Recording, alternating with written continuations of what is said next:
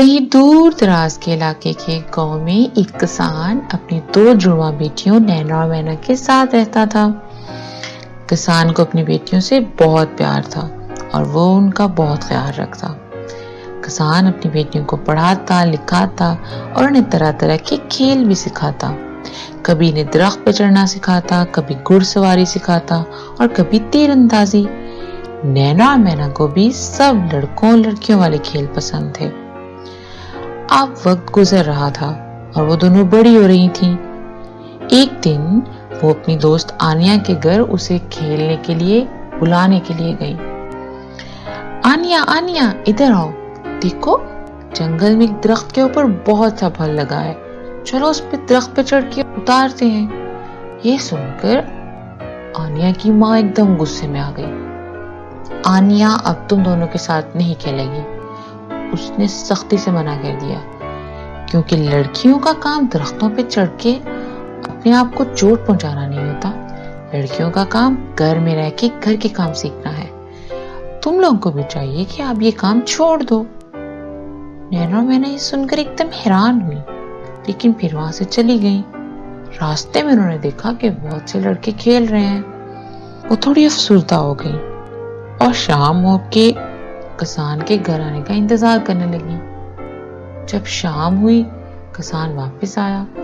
उसने देखा कि नैना और मैना कुछ उदास हैं।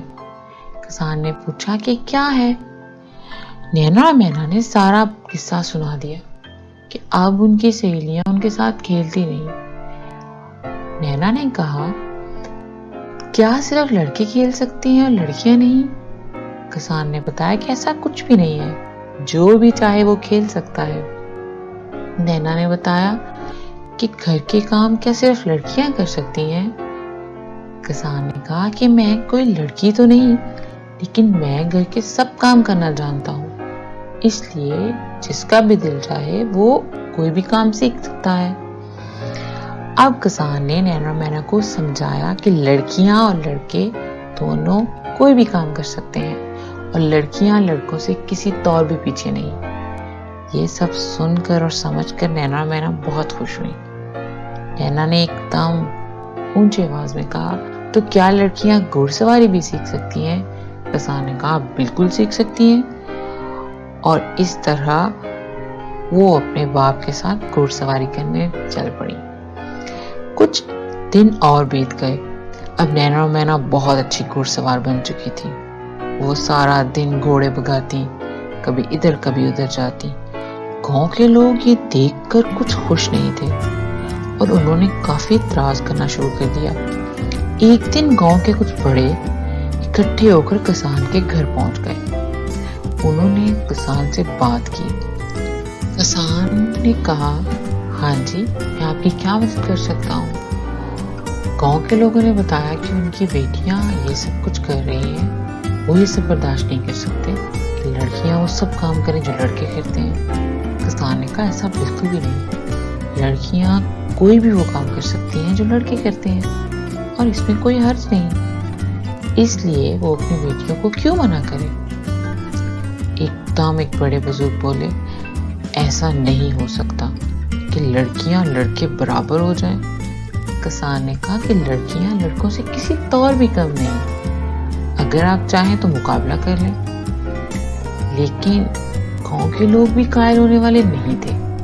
किसान ने कहा कि वो अपनी बेटियों को कुछ भी सिखाना चाहता है जो उनका दिल चाहे, और अगर उसकी बेटियां या वो किसी का कोई भी नुकसान नहीं कर रहे तो फिर किसी को कोई इतराज नहीं होना चाहिए, इसलिए वो अपनी बेटियों को हरगिज मना नहीं करेगा। लोग ये सुनकर बहुत गुस्से में आए और उन्होंने ऐलान किया कि अगर तुम अपनी जिद को नहीं छोड़ोगे तो तुम और तुम्हारी बेटियां गांव से लाताल्लुक कर दिए जाओगे और किसी भी किस्म के गांव में होने वाले मेले या त्योहार में तुम लोग शिरकत नहीं कर सकोगे। उसने कहा, ठीक है, लेकिन मैं अपनी बेटियों को मना नहीं करूंगा और बहुत जल्द आप लोग भी जान जाओगे कि मैं बिल्कुल सही कह रहा हूँ। गांव के लोग आग बबूला होकर गुस्से में वहां से चल पड़े।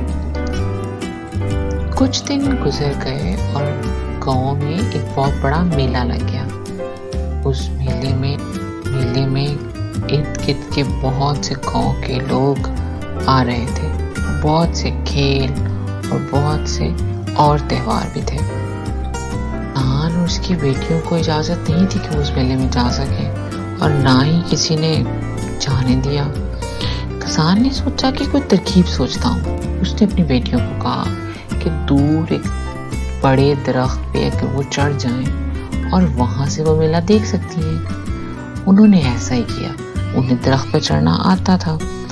वो दूर दरख्त पर जाकर चढ़ गई और उन्हें वहां से मेला ही नहीं बल्कि पूरा इर्द गिर्द का इलाका भी नजर आ रहा था। अब मेला शुरू हो गया और लोग खूब मजे करने लगे। सब मजे में गुम थे। बहुत बड़े सरदार और उसके खानदान भी वहां आ रहा था। अब एकदम से नैना और मैना ने देखा कि एक बच्चा छोटा सा एक आदमी उसको पकड़ के लेकर जा रहा है और बहुत तेजी से घोड़े में गांव से बाहर निकल रहा है। एकदम उन्होंने सोचा कि ये कुछ गलत हो रहा है। वो वहां से जाके गांव के बाकी लोगों को बताना चाहते थे, लेकिन फिर उन्होंने सोचा कि कोई भी उनका ये नहीं करेगा। नैना ने अपना घोड़ा निकाला और कहा कि मैं इसका पीछा करती हूँ और मैना तुम गांव में लोगों को सबको बताओ। वो दोनों इतनी तेज घुड़सवार थी कि थोड़ी ही देर में वो पीछा करते हुए बिल्कुल उसके करीब पहुंच गई और मैना आराम से गांव में आके सबको बताने लगी। किसी ने उसकी बात का यकीन नहीं किया, लेकिन वो बड़े सरदार के पास चली गई। उसने बताया कि ऐसा ऐसा है और नैना उस आदमी का पीछा कर रही है। अब बड़े सरदार एकदम बुखला गए। थोड़ी देर बाद पता चला कि वो बच्चा भी उन्हीं का है। वो एकदम से लोगों को लेकर वहां जाने लगे। थोड़ी ही देर बाद नैना भी वहां आ गई, क्योंकि वो उस आदमी का पीछा करके उसकी जगह देख कर आ रही थी। वो वहां सब लोगों को लेकर चली गई। जब देखा गया तो वो बहुत बड़ा एक घरों था जो कि बच्चों को अगवा करने के लिए वहां बैठा था।